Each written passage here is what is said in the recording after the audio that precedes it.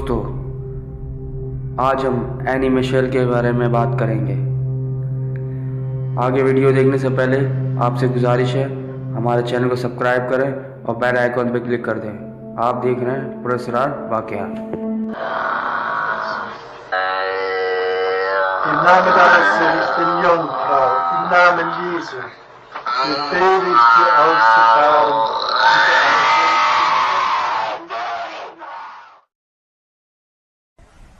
Ring around the rosy, pocket full of posy.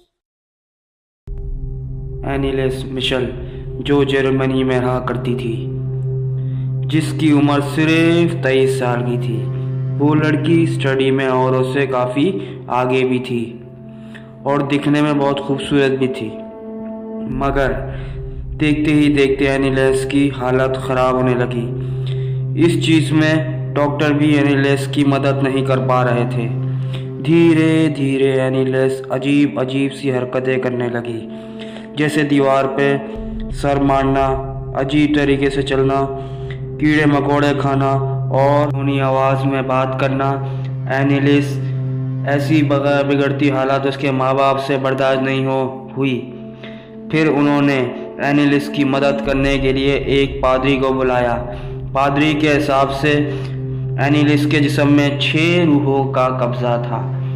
एनीलेस की मदद करने का सिर्फ एक ही तरीका था, एक्सोर्सिज्म, लेकिन एनीलेस के माँ बाप इसके लिए राज़ी नहीं थे।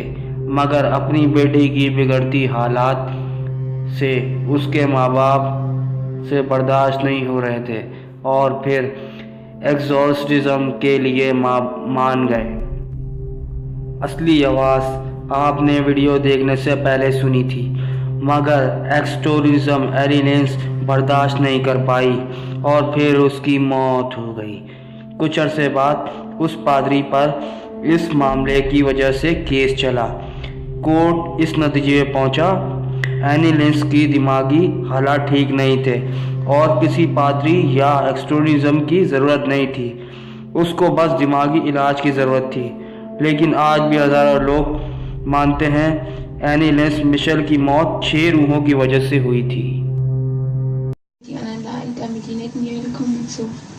Aber dass das dann so schlimm ist und so grausam und so furchtbar, nee.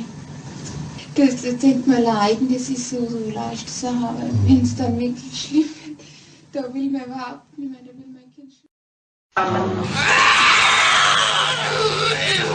Ihr Klötze!